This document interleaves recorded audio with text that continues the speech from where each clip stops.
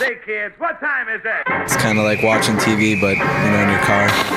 What is going on? 104.7 The K. Mike the Intern, Jay Stevens in our newly built and small video studio. Thanks for listening to this episode of At Home with Emily. That's not the wrong... Tyler, why is this on the teleprompter if I'm not supposed to read it? This is for some other show. Well, Jay's reading my teleprompt, but I was smarter than that. Well, I thought it's close to me. I thought this was mine. Dark Side of the Stream episode, yours would be there. Oh, hi. And I'm Jay Stevens. They didn't put anything there. Yeah, there's nothing to read. We'll do it live. Episode 212 this week was my pick, a documentary on Disney Plus. It is called Beatles 64. It tells the story of the biggest year in their existence. Possibly in pop culture. Would they put out 3-4 albums in that year alone? It documents when they first came to America. That part of it that too. That little 2 weeks. But also the entire year of 64 was such a big year for them because, again, it starts off obviously with the assassination of John F. Kennedy in late 63 in November of that year, and obviously America was not in a great spot. America's mourning. Yeah. Then again, right at the beginning of 64, this happening group from England finally sets down in New York and set the world on fire, more specifically the United States of America. And I'll ask you, what was your... Can I preface this by saying, look, Jay Stevens is all about 80s rock, Motley Crue, whatever. The whole reason I do any of what I do was because the Beatles. It all starts with the Beatles. I had albums from my mom when I was, in elementary school, Beatles albums. That's all that I listened to. I got a guitar and I got a songbook of all the Beatles songs. They had pictures of the chords, taught myself how to play those songs. First time I ever performed live, 5th grade talent show. Me and a couple guys played Twist and Shout at the talent show, and I heard the applause and I go, that's it. This is what I'm doing. That's awesome. Huge Beatle fan. When who they covered that Twist and Shout? Isley Brothers. I thought that part of the before I get into my dude. So many of this documentary was amazing. What I thought was amazing was the Beatles were really the first musicians in the world. I mean, Elvis had become famous using black music to help him become famous, but he never never acknowledged it. He never said, look, I was super into this guy or these guys or whatever. When the Beatles got big, they were like, we love the Ronettes. We love the Isley Brothers. Everybody's like, what? We love the Miracles. What? We love Smokey Robinson. Because those soul bands had been on a touring circuit of Europe and Germany through the 50s and 60s. They would do good in the United States, but when they would go to the UK, when they would go to Germany and stuff, they would be huge. And if you remember when we did the Stax documentary, they told stories about the first time going to UK and how everyone was just like, oh my God, you guys are amazing. And they were like, this is so crazy coming from a country with segregation. Yeah, back home. They couldn't even go to the bathroom where everybody else did. Smokey Robinson's like, I got a gun pulled on me for trying to use the bathroom one time. Like, they were the first big group to say, you know what? This music is amazing, and we have no problem covering them, putting them on our records, giving them credit where credit's due. And they had met and knew all of these musicians through that circuit in Germany, so that when the Beatles came to the United States, Ronnie Spector's story was amazing, where she's like, John calls her and he's like, we got to get out of here. Yeah, we're trapped in a hotel room. There's thousands of people outside. We can't go anywhere. So they sneak them out of the back and put them in a limo. They go to Harlem. Take them to barbecue joint. Eat barbecue. They're eating barbecue in Harlem. And nobody knows who they are. Nobody knew who they were. Thought it was just these Spanish dorks because, they had no clue. I almost knocked down our... as you can see, we brought in props. The final record that the Beatles did release in 1964, and it is called Beatles for Sale. Actually featuring that in the Morning Spin. This is the mono copy, as you can see. And we can get into the mono versus stereo argument later on. But I brought this in because, again, we are talking about the Beatles in 1964. And what's crazy is that after all the touring that they did, all the appearances and television and film and all that stuff, like 64 would have just been insane. They still went back and were like, we still owe the record label another album. Let's put out another album for Christmas. So in a matter of weeks, they put this together, which again is a really cool record to talk about them ending 64, but also kind of the turning point of where they go from a point of, I want to hold your hand, please, please me, love me do, to I'm a loser, no reply, Babies in Black, and all that stuff, and why that kind of led into that. But we will do that when we come back. I'll tell you about my Beatles stories next. Dark Side of the Stream. We will see you guys again next time, is what it says on the prompter. in about a few minutes. Oh, okay.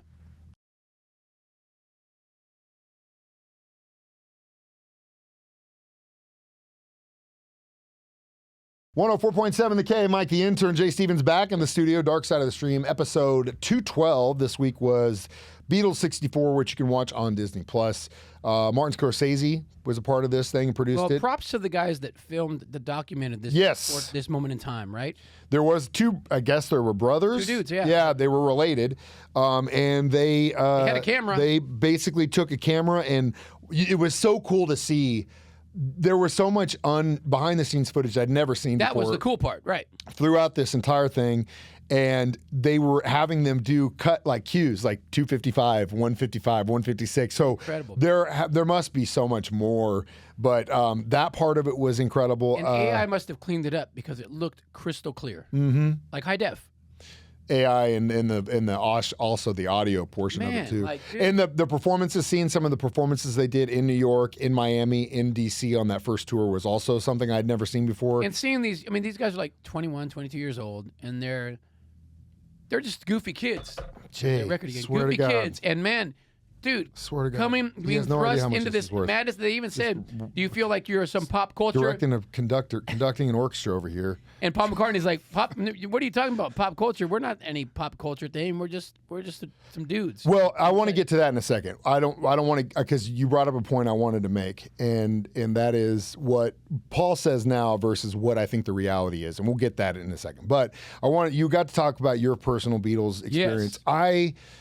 The Beatles, what grabbed me was when I was probably 10 or 11, the White Album was the first thing that you have to have that personal experience with a band where you find something that you relate to. Most recently, I would say The Clash and London Calling. Like for years and years and years, I liked The Clash, but didn't really understand, and I didn't get the vibe until I was older, and then it just hit me, and I was like, oh my God, I completely get this now. That sometimes happens with bands. The Beatles, White Album. It wasn't until I was older that did I really appreciate the early records. I was always like, Revolver, Rubber Soul and On are like my favorites.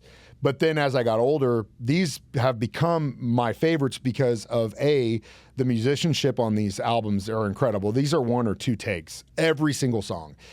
This band was so tight at this point, and what they were putting out was so unbelievable. Now, granted, I'm not saying like Revolver, Sgt. Pepper's, Abbey Road, the White Album, those are trash. They're not. They're phenomenal. They're masterpieces. What these guys did in 5 years, 6 years is unbelievable. Yeah, that was the crazy part. They were only around for so long. But it just, as you get older, it kind of comes with the Beatles. To me, it's like, what mood am I in?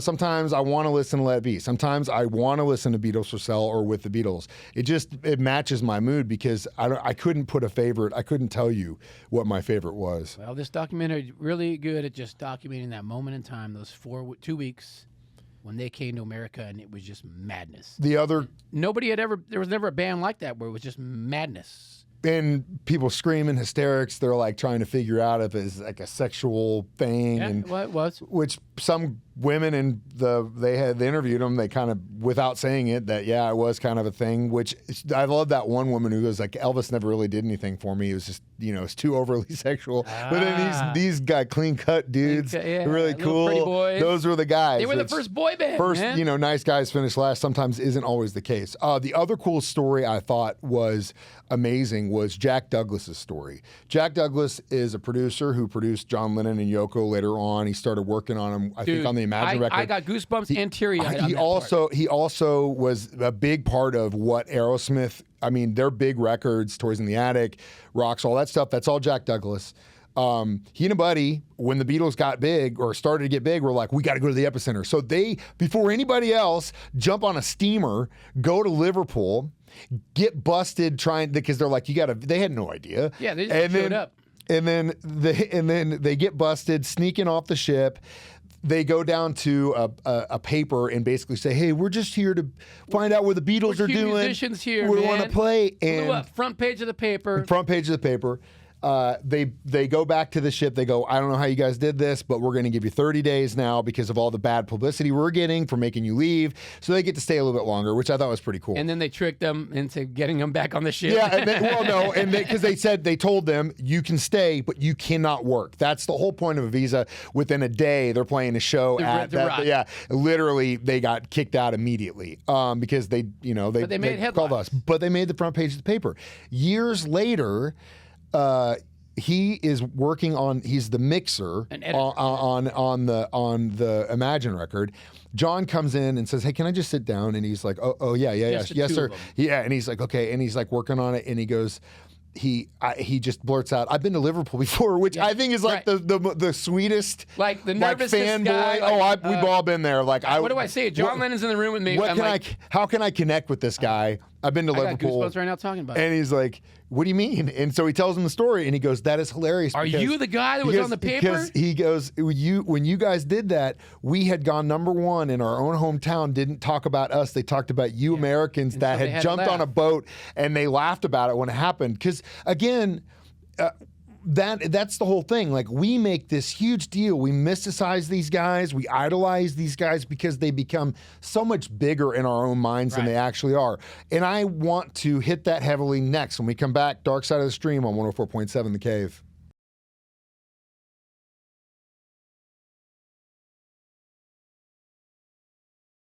.7 The Cave. Mike the Intern, Jay Stevens back in the studio. It is Dark Side of the Stream, episode 212, Beatles 64. Okay, so you got to finish the story. So again, as we go through these, I keep doing that. We go through these 64. You got to finish that story. So John Lennon, he hears that. He says, "Are you the guy?" He goes, "Yeah." Guess what? He goes, "You're now the engineer." You're now the exec. You're now a producer. You're now the guy an engineer. goes, "What?" And he goes, "Yeah, you're my guy. You're another guy." Yeah, and he goes, "That was it." Well, I love what he says. He goes, "I need people that have antennas," and John recognized that, and that will lead me into what I'm going to say next. I love. If I'm going to side with my favorite part of the Beatles, obviously it's Paul. I'm a big fan of progression, big fan of melody, and that's what Paul does. Right. And so I'm the John Lennon. My point of this is that I am very much against revisionalized history. Revisionalist That's the word we're looking for. And that what I mean by Not that on the is teleprompter is the problem. The reason I get these records in mono is because that is the way all four of these guys decided when they made that record the way it needed to sound. Wow. You stamp it, you don't get to, Leonardo doesn't get to go back and redo the Mona Lisa. Like how George Lucas did Star Wars exactly. again. There are so many examples where people will go back, mess with their masterpiece because technology has changed, whatever. The reason these things are endeared to us is because the way they were done in that moment in time, and it's a piece of art. You cap it. You walk away from it. I still look like I'm in 1986. Well, that could be his argument, whatever. But again, that is why I search for these, because that is the way the artists intended it, and not the one guy who's remaining to pick out what he wants. Mix For example, when they did Sgt. Pepper's, he made some changes to that stuff and the mixing where I was against. For like, She's Leaving Home. He speeds it up enough to where it doesn't lean into a minor key. It leans almost into a major key. What? And you can listen to them side by side. There are certain things. And so he's going through the 64 exhibition in Brooklyn, which I thought was cool to see him reliving that. But he's talking about how he's like, these are all songs we wrote to the fans, like Love Me Do, I Want to Hold Your Hand, all that stuff. Me. That's revisionism to me, because when you got to take that stuff with a grain of salt, because he's in his 80s now and he's looking at it backwards. When you see the interviews with John Lennon in the 70s, they're asking, what was it like? And he goes, for us, it was nothing. Like, we were just doing our thing. Yeah. Everything was happening around us. Yeah. That is the most realistic view of the entire thing. Because what he says now, you got to take with a grain of salt. He's lived another, 40 years. He only had lived another 10 years, and he can tell you with what's the word I'm looking for? Certainty. I don't know. Tyler, what's the word? Passion. Is it on the teleprompter? No, Tyler. Conviction. With conviction. Tyler got me there. With conviction that the reality, and that was everything was just happening around us. You know what I mean? And Yeah, it was like we were in the eye of the They were just getting hurricane. shuttled around. And they just moved around. And everything was calm where they were. It was madness around Yeah. them. And you know I think what? that is the most realistic view of the whole thing, is what he One said thing in that I thought was interview. awesome. That's just such a radio guy thing to do. They go, yeah. George Harrison saying, I don't know where the guy came That from. part I was radio gonna- guy yeah. just showed up. The New York and all of a radio- sudden he was with us the entire time. The It's just a radio 11-101. DJ. Yeah, he was like and the he was big just guy. there, and he just never left. Hey, that's what I would've done, That's man. literally what we do when Yep. we tell people, like, go in there and pretend like you're supposed to be there. Go in Brother, there like I you're can't tell supposed you to be how many times we've done that. And Yep. thanks to whoever that dude in New York was for kind of That's setting the great tone. stuff, man. But yeah, incredible documentary. We'll be back in just a few minutes to tell you our reviews of it next on Dark Side of the Stream on 104.7 The Cave.